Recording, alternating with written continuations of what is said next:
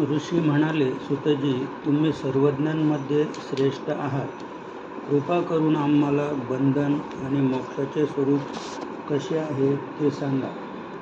म्हणजे हे शिवमहापुराण आहे आणि शिवमहापुराणातलं हे सुंदर म्हणजे इथे जे 18 पुराणं आहेत ते ज्या स्वरूपाचं पुराण आहे तर त्याला त्या ठिकाणी श्रेष्ठत्व दिलेले मी सांगतो का. समजा आपण सिनेमा वगैरे पिक्चर बघतो तर त्याच्यात जो हिरो आहे त्या पिक्चरचा तर तो हो राहू दे हो तर अनेकांना तो मारतो किंवा त्या पिक्चरमध्ये तो श्रेष्ठ असतो. तसा विष्णू पुराण आपण वाचला तर त्याच्यामध्ये विष्णू श्रेष्ठ आहे सगळ्या देवतांपेक्षा. ब्रह्मपुराण वाचला तर ब्रह्मदेव श्रेष्ठ आहे. म्हणजे मार्कंडेय पुराण पाहिलं आपण तर तिथं मार्कंडेय ऋषी जो आहे किंवा कपिल पुराण तर कपिल मुनी जे आहे तर तेच जगाचे म्हणजे शासनकर्ते आहेत, पालनकर्ते आहेत आणि जन्मदाते आहेत. असं तर ज्या ज्या पुराणाचा आपण म्हणजे आदर घेऊ किंवा ज्या ज्या पुराणाचा आपण अभ्यास करू तर त्या पुराणामध्ये त्याचं श्रेष्ठत्व दाखवलेलं आहे. आता हे शिवमहापुराण आहे तर ह्या पुराणामध्ये शिवजीच श्रेष्ठ आहे. म्हणजे शिवजीच सृष्टीची उत्पत्ती करतात, शिवजीच पालन करतात आणि शिवजीच संहार करतात. म्हणजे तिन्ही कामं शिवजीच करतात.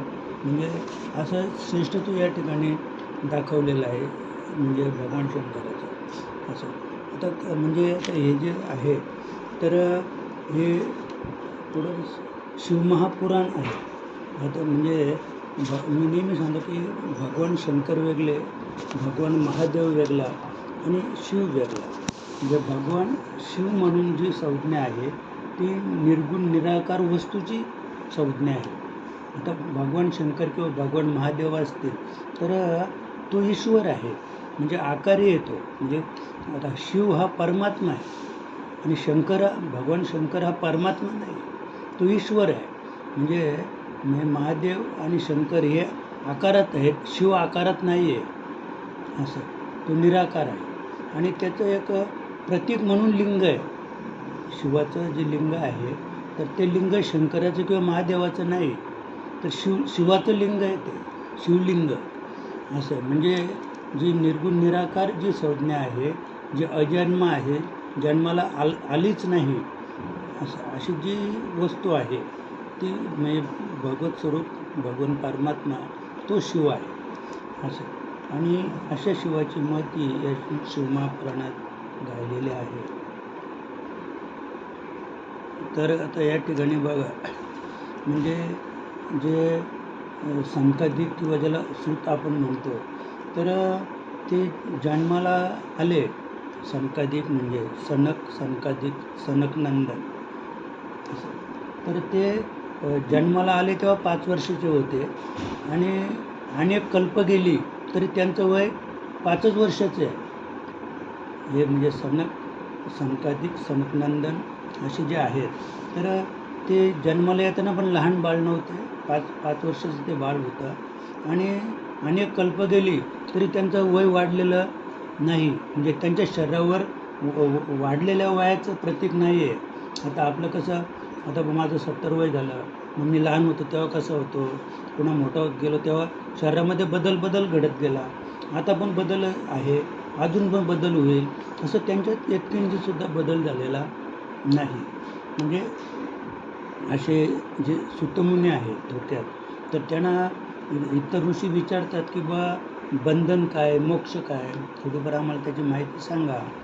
असं सूत म्हणाले, महर्षींनो, मी तुम्हाला बंधन आणि मोक्ष यांचे स्वरूप तसेच मोक्षप्राप्तीचा उपाय याविषयी सविस्तर सांगतो, ते लक्षपूर्वक ऐका. प्रकृती आदी 8 बंधनांनी बांधला गेल्यामुळे आत्म्याला जीव ही संज्ञा आहे. असं म्हणजे एरवी आपण त्याचा सविस्तर विचार केला तर आत्मा हा निर्गुण आहे, निराकार आहे, बंधनरहित आहे अजन्म आहे, फक्त नित्य आहे. म्हणजे तो जन्माला आला नाही, तो लहानाचा मोठा झाला नाही आत्मा, आणि आत्म्याला मरणसुद्धा नाही, तो नित्य आहे. मग त्याच्यावर म्हणजे आत्म्यावर जेव्हा तो आत्मा एका ध्येयाचा संग करतो, तर त्यावेळेला तो जन्माला आला, मोठा झाला आणि उद्या तो मेला, म्हणजे हा आरोप आत्म्यावर केला जातो. अशा तर या ठिकाणी त्यांनी सगळं प्रकृती आधी 8 बंधनाने म्हणजे अष्टधा प्रकृती आहे. आणि जेव्हा आत्मा अष्टधा प्रकृतीचा संग करतो, त्यांच्याशी जेव्हा तो एकरूप होतो, त्यावेळेला त्याला जीव ही संज्ञा प्राप्त होते. म्हणजे आत्मा म्हणजे जीव नाही असं. पण आत्मा जेव्हा अष्टधा प्रकृतीचा म्हणजे कोणत्याही ध्येयाचा जेव्हा संग करतो, त्यावेळेला त्याला जीव ही संज्ञा प्राप्त होते. आणि मग त्याला तर आपण जीवात्मा असं. म्हणजे जीवात्मा, तर जीव हा वेगळ्याशी स्वतंत्र कुठला हे नाही आहे जीव म्हणून. समजा उदाहरणार्थ जीवापासून जर आत्मा वेगळा झाला समजा, तर मग जीव इथे हालचाल करेल असं नाही. कारण जीवाला चालवणारी शक्ती ही आत्मस्वरूप आहे. जेव्हा आता हे शरीर निर्माण झालं, शरीर जरी निर्माण झालं तरी जोपर्यंत त्याच्यामध्ये आत्मा प्रवेश करत नाही तोपर्यंत हालचाल करणार नाही. असं नाही, जोपर्यंत या शरीराची तो संगत घेत नाही तोपर्यंत त्याची कुठलीच हालचाल नाही आहे. आणि याची संगती केल्यानंतर जे अष्टधा प्रकृतीचे जे गुण आहेत, ते गुण तो अंगीकारतो आत्मा. वास्तविक त्याला त्या 8 गुणांची प्रकृतीची म्हणजे अंगीकार करायची काही गरज नाही आहे आत्म्याला. पण संगत चुकीची घडल्यामुळं, जसं गीतेत बघा 16व्या अध्यायात की एक आंधळा वेडा पंगू, एक सर्वांगे तो चांगू, आणि ग्रामगुणे संगू घडला दोघा. असे म्हणजे एक पूर्ण जन्मांधच होता आणि त्याला संगत घडली. तो म्हणजे आपल्या धडधाकट जो सर्वांग सुंदर आहे, देखणा आहे, त्याची संगत घडली. पण तो जेव्हा त्या आंधळ्याला घेऊन जेव्हा चालतो, तर तो आंधळ्याच्या चालीने चालायला लागला. वास्तविक त्याला आंधळ्याच्या चालीने चालायची गरजच नाही आहे. म्हणजे आंधळा त्याच्या खांद्यावर हात ठेवतो, म्हणजे चांगल्या माणसाच्या, आपल्या धडधाकट माणसासारखा. आणि मग खड्डा आला तर तो हळूच पाय टाकेल, हळूच उचलेल, आणि मग त्याच्याप्रमाणे तो चालतो पाठीमागचा आंधळा. म्हणजे आता आंधळ्याने चांगल्याचं अनुकरण करण्याऐवजी चांगल्याने आंधळ्याचं अनुकरण केलं. समजा आपल्याला व्यंग बुवा, तर एक मुका भेटला, आपल्याला व्यंग भेटला, मुका भेटला, तर मुकेश आपण कसं बोलू? मी त्याच्यासारखं बोलण्याचा प्रयत्न करू, खुणा करू. मुक्याला आपण धरणं, आता आपला मगाचा विषय झाला तर त्याला मी म्हणजे कधी आला समजा, पण आपण तोंडाने नाही बोललो ना त्याच्याशी कधी आला म्हणून, तर असं केलं म्हणजे बघ केव्हा आला तो. तर म्हणजे तो आपलं अनुकरण नाही करत, आपण त्याचं अनुकरण करतो. तर म्हणजे एक नैसर्गिकच रीत आहे असं म्हणायला हरकत नाही. आणि नैसर्गिक रीतीप्रमाणे आत्मा अष्टधा प्रकृतीची संगत केल्यामुळं ते अष्टधा प्रकृतीचे जे गुण आहेत ते गुण त्यांनी अंगीकारले आणि त्याच्यामुळं तो बंधनामध्ये पडला. तो मुक्त आहे, आत्मा नित्य आहे, आत्मा मुक्त आहे. पण या अष्टधा प्रकृतीची संग केल्यामुळं त्याला बंधन प्राप्त झालं. म्हणजे थोडक्यात की तो बंधनात सुद्धा नाही, पण तो उगीच बांधला गेलेला आहे. आता आपला संसार सुधारण हे संसार आहे, तर संसारात सुद्धा आपण उगीच बांधलेलो आहोत ना.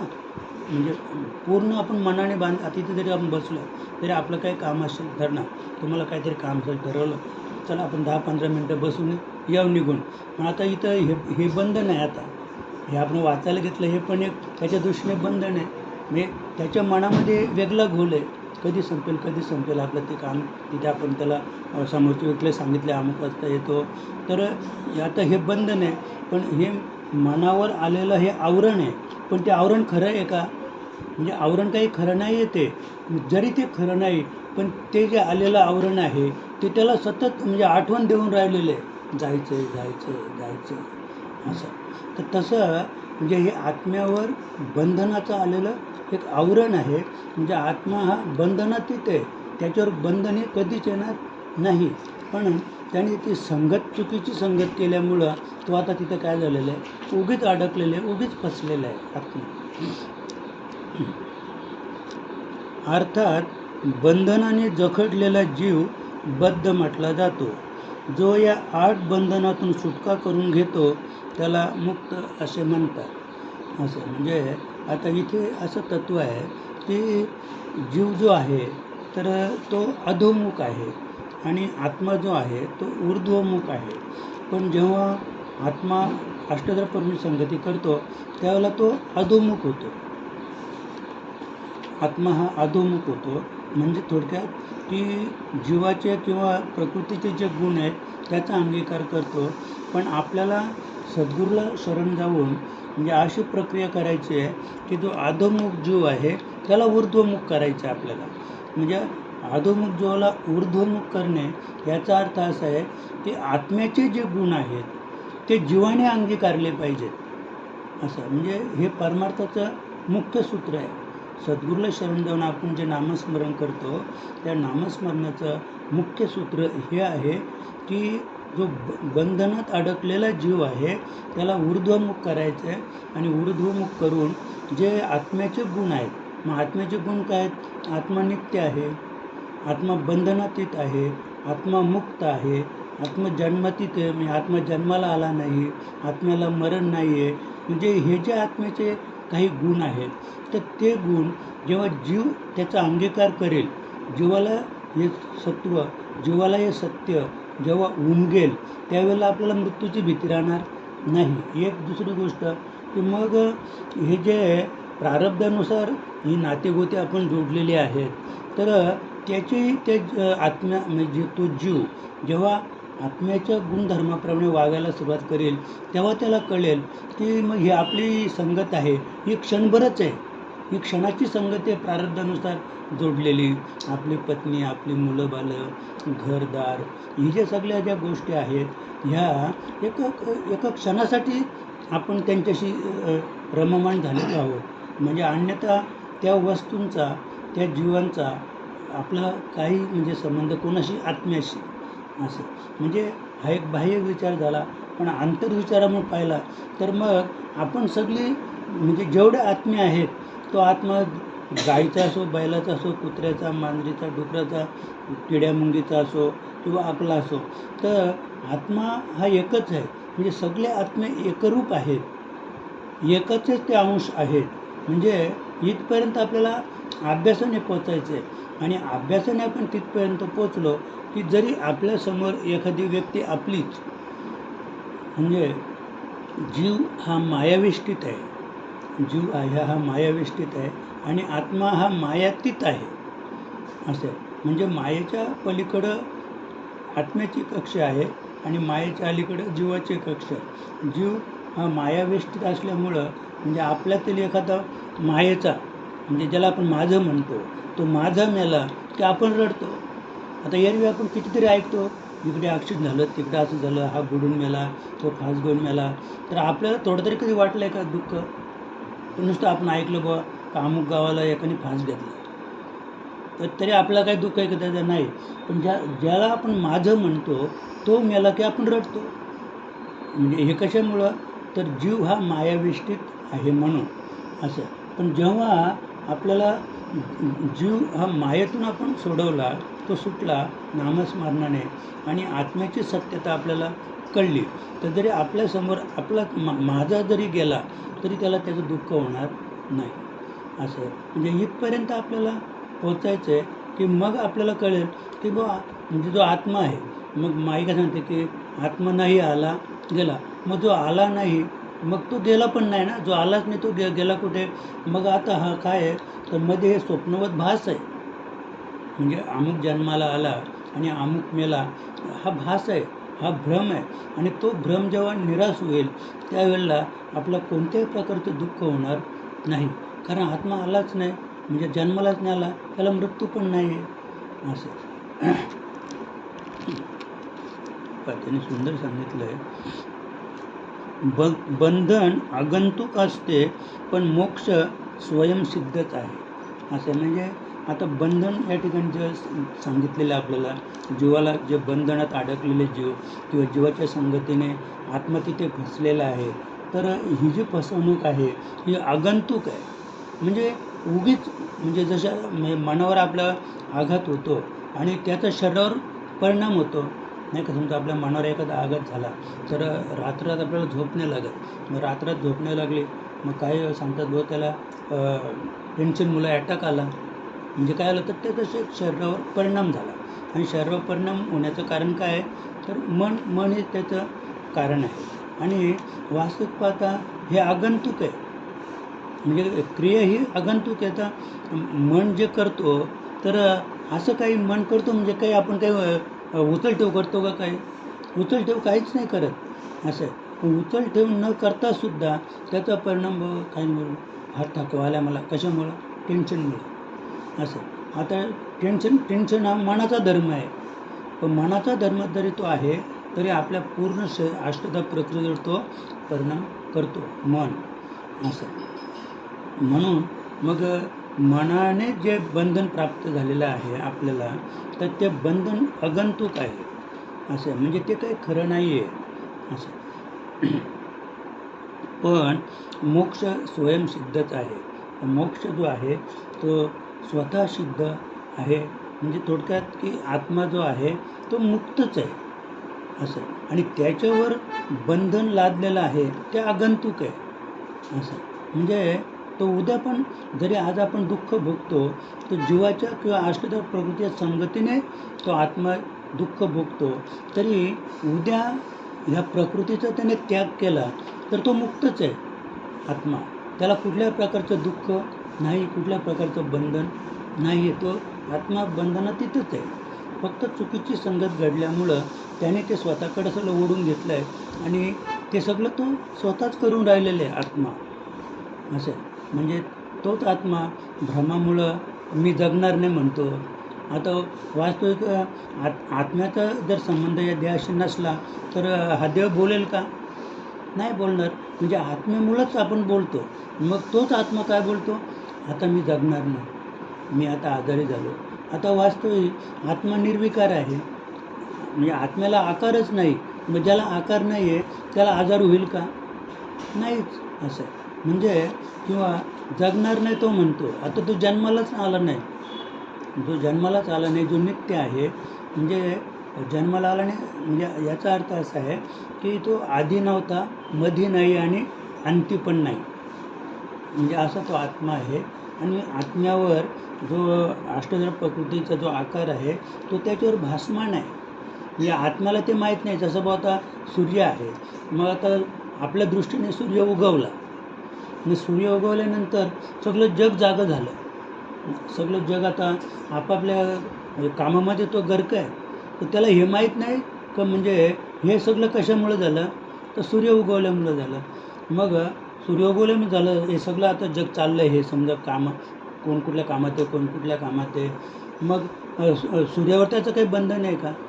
बरं, सूर्याला हे माहीत आहे का की मी उगवल्यामुळं पक्षी उठले, प्राणी फिरायला लागले, येते माणसं उठले, आंघोळ्या केल्या, ते सगळं चालू झालं, हे सूर्याला माहीत आहे का? नाही. बरं, सूर्याला रात्र आणि दिवस तरी माहीत आहे का? म्हणजे प्रकाश आणि अंधार त्याला काहीच माहीत नाही. तो स्वयंसिद्ध आहे. तसं मोक्ष हा स्वयंसिद्ध आहे. मोक्ष म्हणजे मोक्षाला बंधनाची काहीच त्याला लाग नाही आहे का बंधन आहे म्हणून असं. म्हणजे हे बंधन जीवामुळं आहे असं. म्हणजे आत्मा जीवाची संगती केल्यामुळं तर तो आत्मा थोडक्यात की आत्मा हा परमात्मा आहे. पण परमात्मा तो न राहता तो जीवात्मा झाला असं. तर परमात्मा हा ऊर्ध्वमुख आहे आणि अधोमुख आत्मा झाल्यामुळं त्याला जीवात्मा ही संज्ञा आली आणि सगळी बंधनं त्याला प्राप्त झाली असं. पण मोक्ष हा स्वयंसिद्धच आहे. बद्ध जीव बंधनातून मुक्त होतो तेव्हा त्याला मुक्त जीव म्हणतात. आता जीवाला बद्धता आली मायेमुळं आणि त्याच्यामुळं त्याला काय झालं, बंधन प्राप्त झालं. पण त्या बंधनातून तो बाहेर पडला तर तो जीव काय होतो, मुक्त होतो असं. प्रकृती, बुद्धी, त्रिगुणात्मक अहंकार आणि पंचतन्मात्रा यांना ज्ञानी पुरुष 8 प्रकृती म्हणतात. या 8 तत्वांच्या समूहापासून देहाची उत्पत्ती झालेली आहे. देहापासून कर्म उत्पन्न होते आणि नंतर कर्मापासून नवीन देहाची उत्पत्ती होते. अशा प्रकारे वारंवार जन्म आणि वारंवार कर्म ही प्रक्रिया चालू राहते. तर किती सुंदर सांगितलं की अष्टधा प्रकृती म्हणजे ही एकत्र आली की आकार तयार होतो.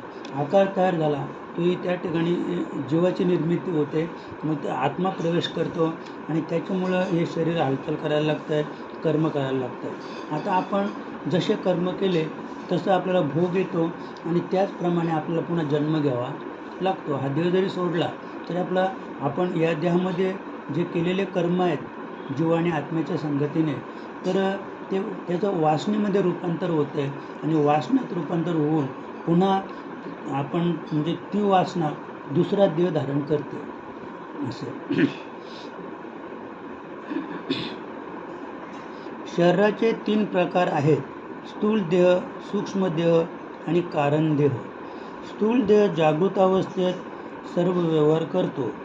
सूक्ष्म देह जागृत अवस्थेत आणि स्वप्न अवस्थेत इंद्रिय भोग प्रदान करतो आणि कारण देह सुषुप्ती अवस्थेत आत्मानंदाची अनुभूती करून देतो.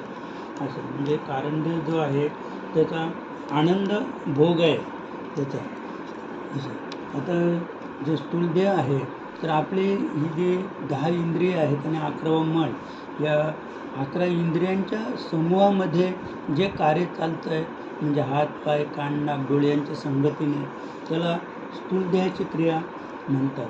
आणि सूक्ष्म देह म्हणजे त्याला लिंगदेह पण म्हणतात आणि वासना देह पण त्याला म्हणतात. असं आहे. म्हणजे मग याचा फक्त मनाशीच संबंध आहे किंवा चित्ताशी संबंध आहे आणि त्याच्यामुळं म्हणजे जो सूक्ष्म देह आहे तर तो स्वतः काही करत नाही, पण तो स्थूल देहाकडून करवून घेतो आणि स्थूल देहाकडून करवून घेतल्यानंतर त्याचा जो भोग आहे तो त्याच्याकडे येतो. उदाहरण आपण एखाद्या हातानं सुंदर काम केलं तर त्याच्या हाताला काही भोग आहे का?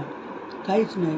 किंवा आपण एक सुंदर चवीने खाल्लं आपण तर जिभेला तो चवीने खाल्ला आपण, जिभेला आनंद आहे, पण ते गळ्याच्या खाली गेल्यानंतर त्याचं जिभेला काही आहे का?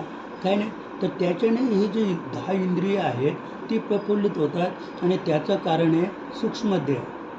असं म्हणजे खाल्लेल्या अन्नाचं रसामध्ये विलिनीकरण होतं आहे ते तिची प्रक्रिया सूक्ष्म देहाची आहे आणि त्याच्यामुळं मग आपलं जे शरीर आहे ते लगेच टवटवीत होईल आणि टवटवीत झाला तर मग तिसरा जो कारण देह आहे तर त्याचा आनंद भोग म्हणजे आता मला बरं वाटलं, म्हणजे आता मला बरं वाटलं म्हणजे कोणाला बरं वाटलं तर कारण देहाला बरं वाटलं, त्याला तो आनंद झाला. असं आणि त्याला जो आनंद झाला तो आनंद आपल्या या 10 इंद्रियांवर तो प्रगट होतो नंतर. आणि फार थकवा आला आता चहा घेतला, पाणी पिलं, आता थकवाच गेला. थकवा गेला म्हणजे नेमकं काय झालं, मी थकवा आला तो पण कळला नाही, थकवा गेला तो पण कळला नाही, पण त्याचा परिणाम म्हणजे आनंद. त्याचा परिणाम काय आहे तर आनंद. तुला बघा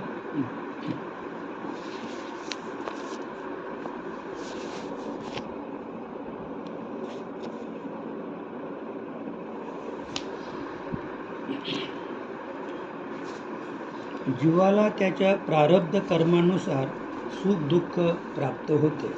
असं आता जीव जो आहे म्हणजे आपण मागच्या देहामध्ये जसे आपण कर्म केले असतील तर ते कर्म भोगण्यासाठी आपण जन्म घेतो आणि मग जे मागचे प्रारब्ध आहेत त्या प्रारब्धाप्रमाणे आपल्याला या ठिकाणी कर्म आपोआप ते घडतात आपल्या हातून.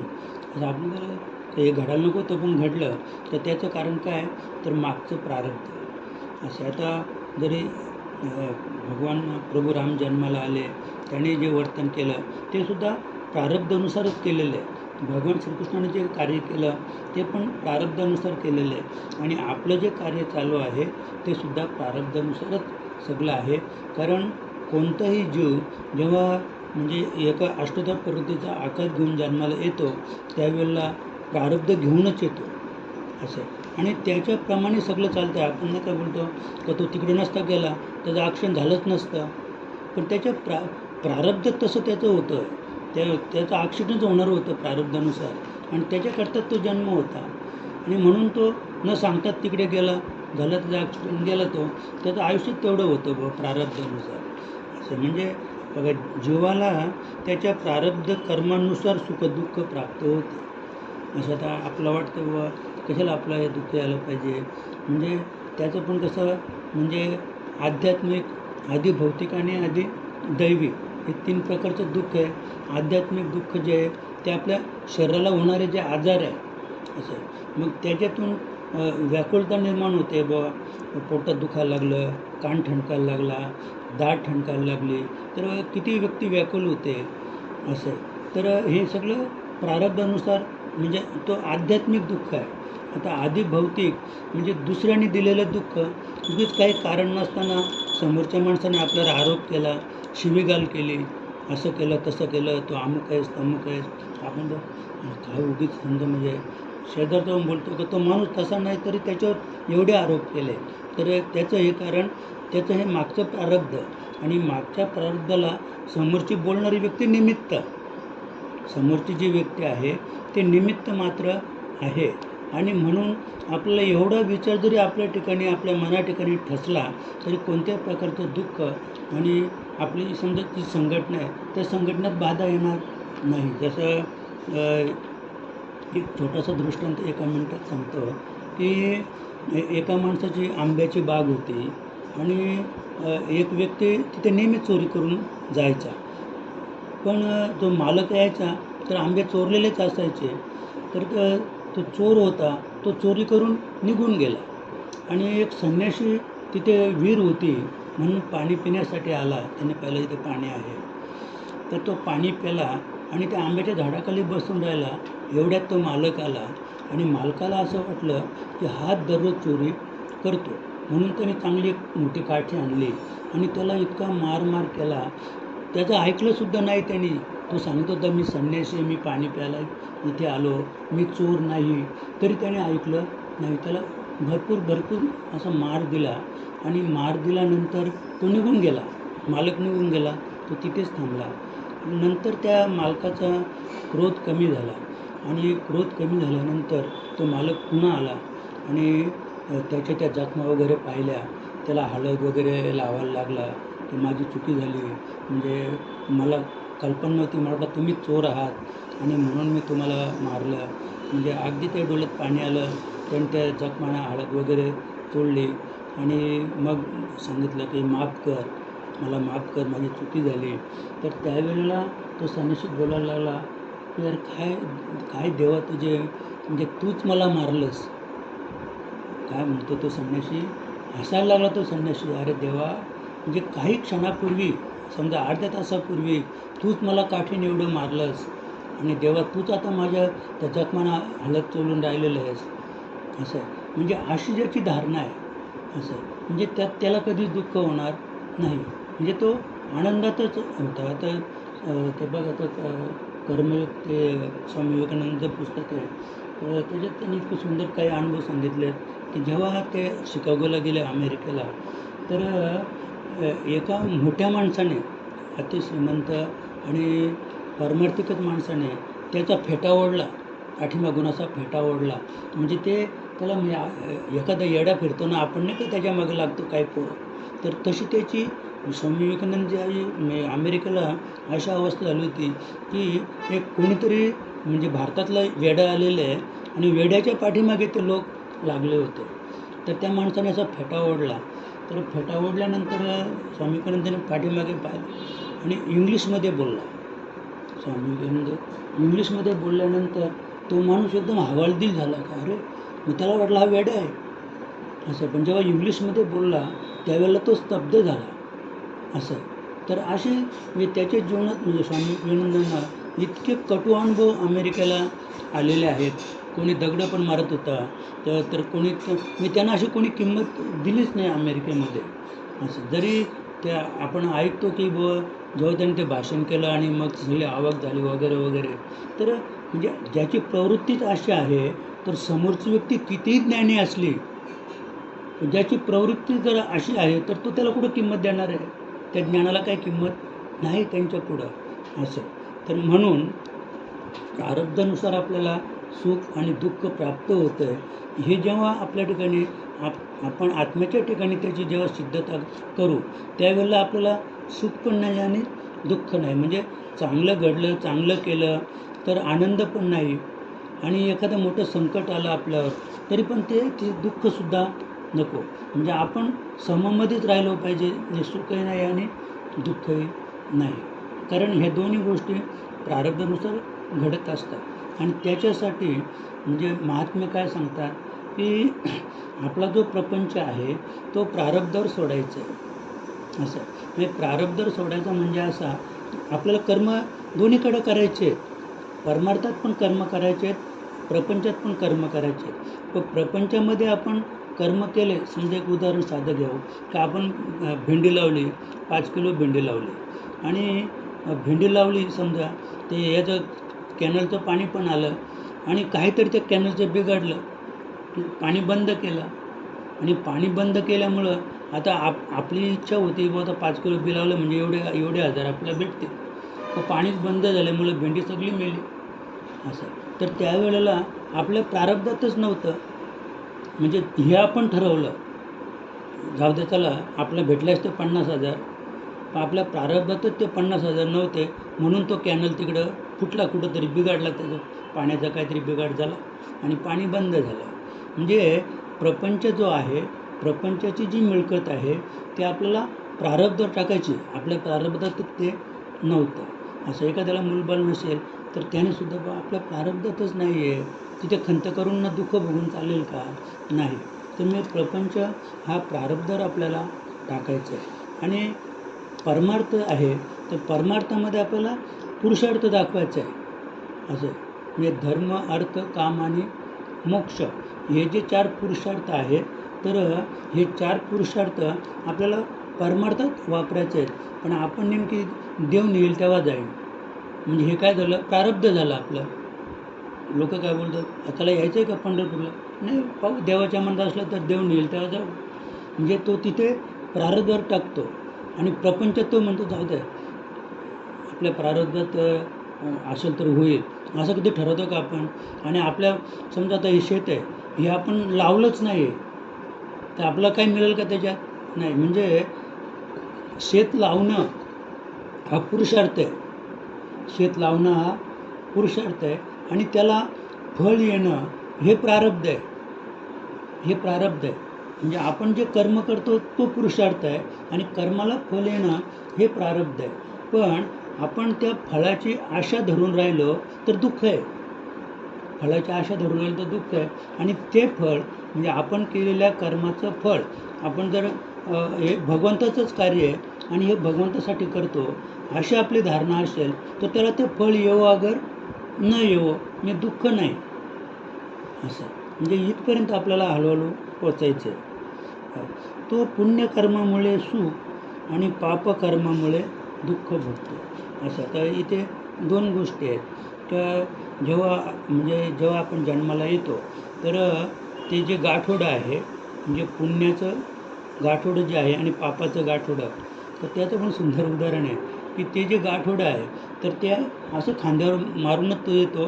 म्हणजे समजा पुढे पुण्य असेल, म्हणजे ते असं दोन्हीकडं गाठोडं येते. जसं आपण गाडवावर नाही का ते माती का लादतो, तर दोन्हीकडं असताना ते इकडे पण अर्धी माती, इकडे अर्धी माती, म्हणजे तो समतोल ना. तर तसं हे पाप पुण्य जे आहे ना, तर त्याचा पण समतोल आहे.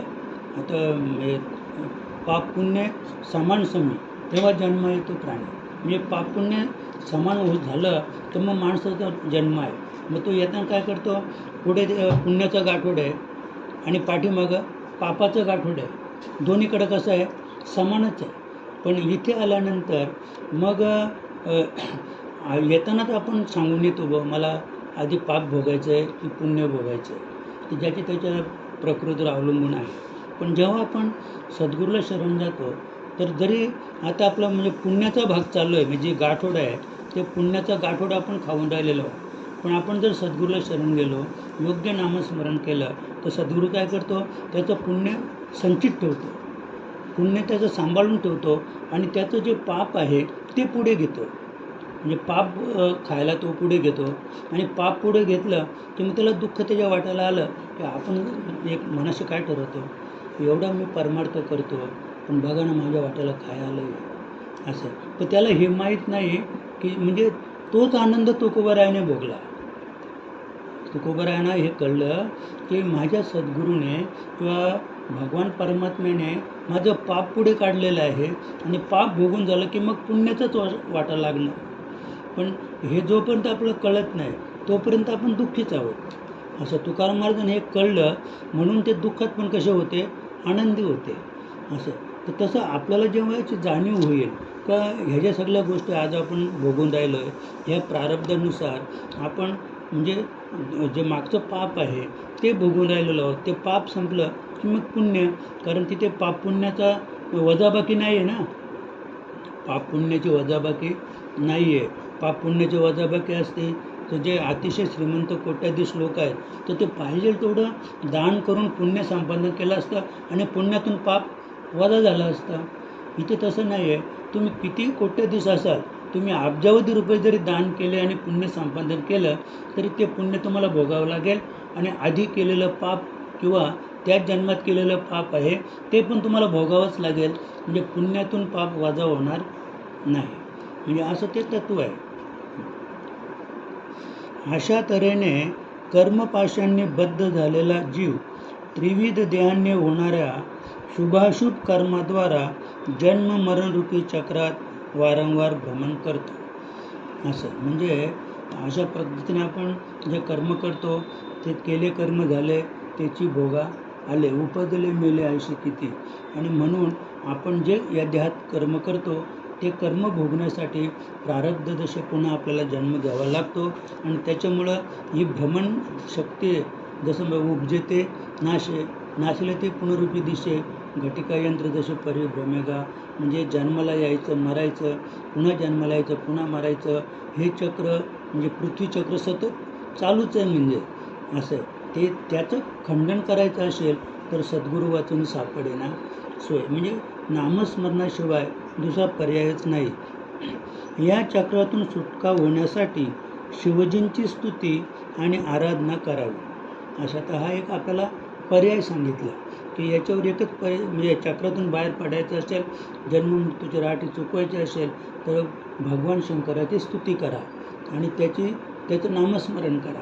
आता हा जो आपला आधीच विषय झाला की हा भगवान शिव जो आहे तो निर्गुण आहे, निराकार आहे, अजन्म आहे, अव्यक्त आहे. म्हणजे असा तो शिव आहे. आता त्या शिवाची स्तुती आपल्याला करायची. ते आता ते तुम्हीच ठरवा की त्याची स्तुती आपल्याला कशी करता येईल. जो निर्गुण आहे, निराकार आहे, अजन्म आहे, अव्यक्त आहे, कशी स्तुती करणार आपण. आता भगवान श्रीकृष्ण आहे तर सावळे सुंदर किंवा पांडुरंग आहे तर रूप मनोहर राहू निरंतर हृदय माझ्या. म्हणजे आपण ते रूप पाहिलेलं आहे आणि पाहिलेल्या रूपाचे आपण गुणवर्णन करून राहिलेलो आहोत. पण जो गुणातीत आहे त्या गुणातीताचे काय गुण आपण गाणार असं. आणि त्याच्यासाठी त्याने सांगितलं की असा जो शिव आहे त्याची स्तुती आणि आराधना करावी, पूजा करावी. चालतंय. हॅलो, हां बोल. हां बोल ना. हो नाही आपले मंडळी आले ना, जगदीश आहे, जनार्दन, हां 4-5 मंडळी आहे. मग आता बसलो जरा वाचीत. हो ते जाणार आहे 12 वाजता. हो हो हो ठेव.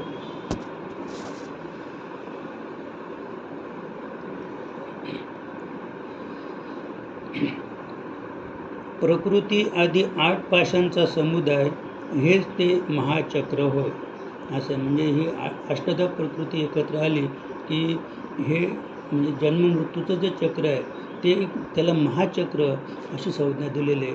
आणि या महाचक्रातून सुटायचं असेल तर आपल्याला भगवान शिवाची स्तुती आणि आराधना केली पाहिजे.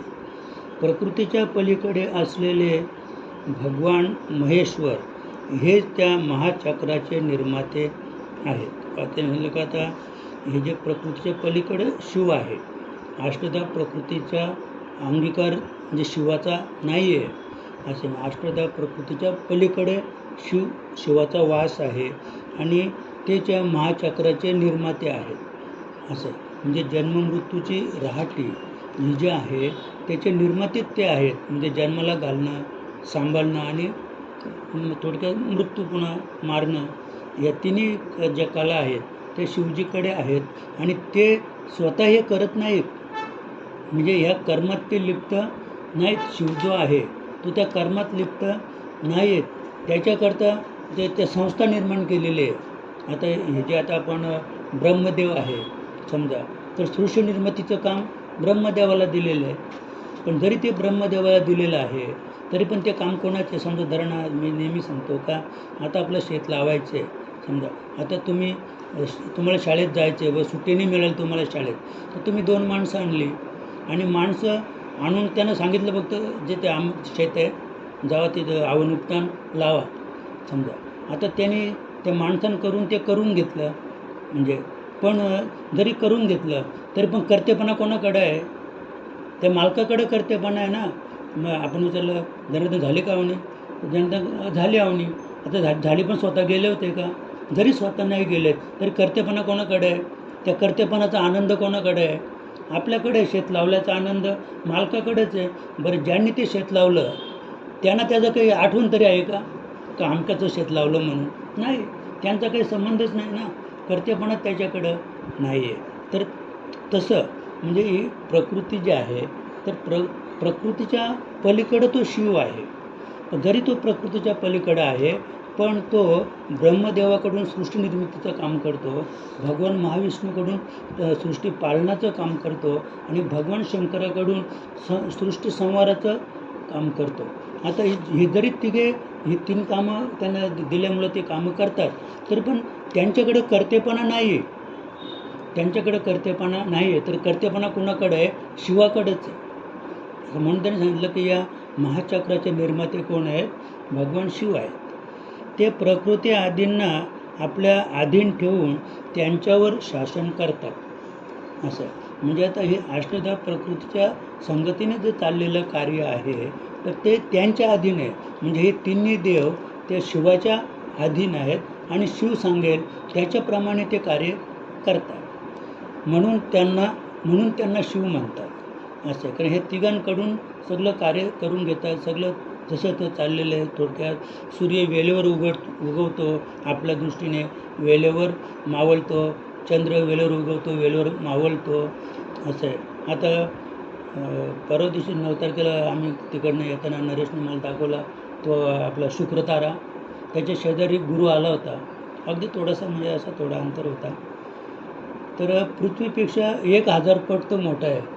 गुरुग्रह पृथ्वीपेक्षा 1000 पट मोठा आहे.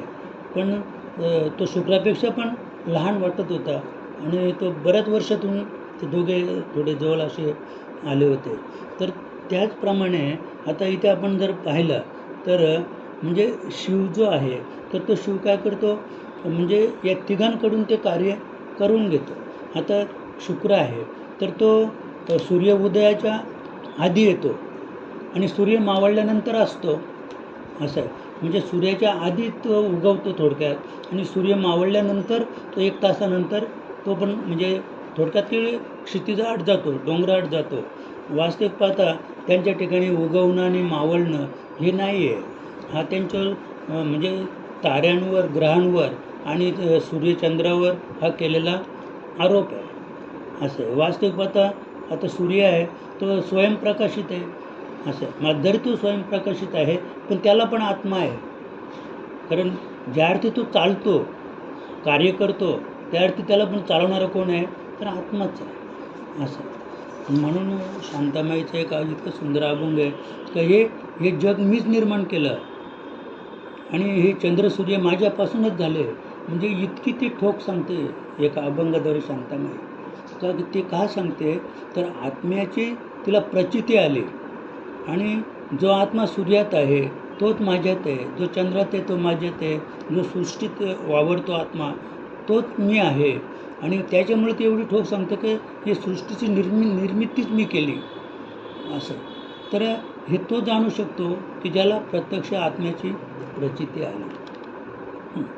तेच एकमात्र सर्वज्ञ, परिपूर्ण आणि निस्पृह आहेत. म्हणजे कोण? शिव. सर्वज्ञता, तृप्ती, अनादिबोध, स्वतंत्रता, नित्य अलुप्त शक्तीने युक्त असणे आणि स्वतःमध्ये अनंत शक्ती धारण करणे या त्यांच्या 6 मानसिक ऐश्वर्यांना केवळ वेदच जाणतो. भगवान शिवजींच्या अनुग्रहानेच मनुष्य प्रकृती आदी 8 तत्वांना वश करू शकतो. त्यांचा कृपाप्रसाद प्राप्त करण्यासाठी त्यांचेच पूजन करायला हवे. असं म्हणजे इतकं सुंदर या ठिकाणी सुतांनी ऋषींना सांगितलेलं आहे की असा जो निर्गुण निराकार भगवान शिव आहे, तर या अष्टधा प्रकृती आहेत. त्या अष्टधा प्रकृतीचा जो गुण आहे तो त्यांच्याचमुळं रत आहे, त्यांच्याचमुळं तो कार्यरत आहे.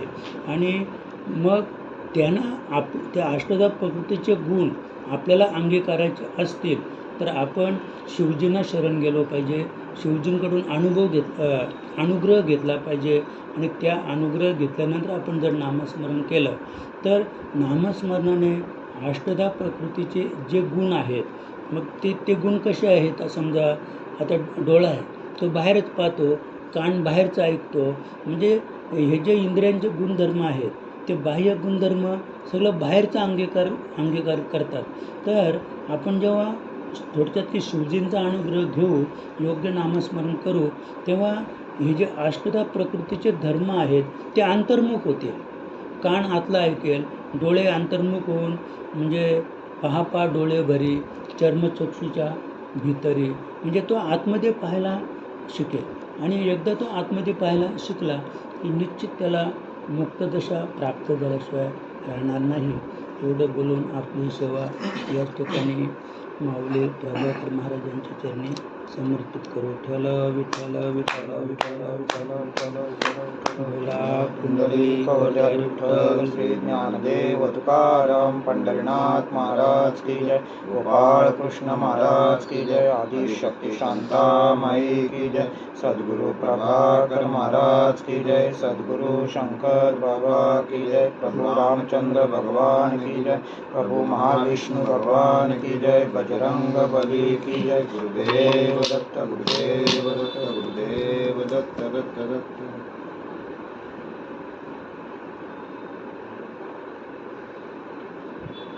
चला तुला पण जायचं आहे.